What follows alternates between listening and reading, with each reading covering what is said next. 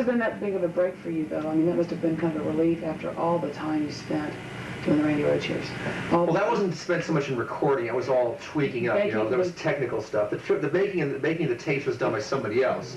That was more like logistics of transporting tapes, then transporting them to another state, then getting studio time and figuring out with the tapes what I was going to do to update the sound. And I had to change some lyrics on things because the lyrics I wrote in the 70s were pretty juvenile, and I wanted to make it so that the memory of Randy's playing from then would not be tainted by my inexperience at lyric writing back then. So it was just more on and off throughout 60 months. It wasn't a constant 60 months in the studio. I mean, that would be ridiculous. Well, no, but still you had to oversee everything and make sure that everything was, and some problems with Dolores Rhodes. Well, not problems, Mrs. Rhodes. She's just very protective of Randy's memory, as well she should be. And we just had to prove to her that we were going to make a project of quality. And, you know, she was very... There's a nice quote from her on the inside of the... I don't remember what it said. Well, believe me, it's been a while. Once I read the thing. It's up there. Yes. The quote from Dolores Rhodes from April 1993. This album represents an early period of Randy's performing and composing years, as well as your own. I want to emphasize one very important point. Randy was dedicated and determined to expand and improve his abilities both as a performer and as a musician. I am sure this is obvious in later works, but a special talent is definitely reflected in those early recordings. And I think that, you know, was he as much of a perfectionist as he seemed? I mean, like the... He wasn't a perfectionist. He managed to get it pretty close to perfect without really having to be a perfectionist about it. He was very talented. A lot of people who are not really especially talented have to be perfectionists because they have to work a lot harder. They have to work a lot harder at it. Yeah, it came fairly easy to Randy. I think, you know, he was very versatile. I know there's one song that you can hear him saying, you know.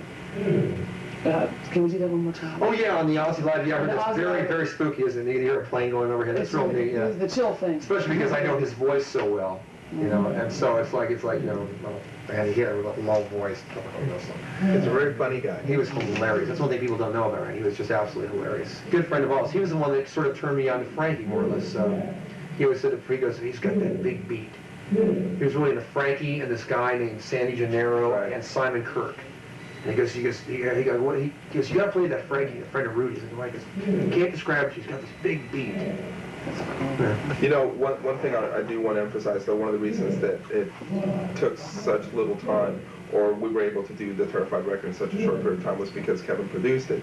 If we had worked with an outside producer, there was no way he could really understand the band and the band's music and the individuals the way Kevin does.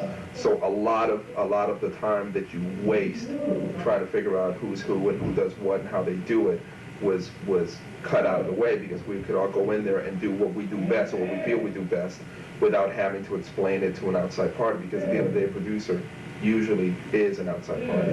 And sometimes the problem is with a producer is if you get something in the first take, they can't accept that you got it. Right. They think that they want you to do it again. You know, let's just do it again.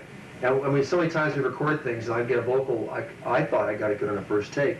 And they make you do it 16 times and get, in my opinion, a more mechanical sounding vocal. I did most of the vocals on 1 and 2 takes on this whole album. Yeah. Well, Kevin, I mean, from my experience with Kevin behind the board, is he generally knows when I've done it as good as I can do it. It's been very few times when I've said to him, no, I think I can do it better, you know, so it makes it a lot easier to work that way. Well, it seems like you guys are always performing at 110% anyway. I mean, and when you have that kind of dedication, which apparently you have, and you know each other so well, I mean, that's incredible.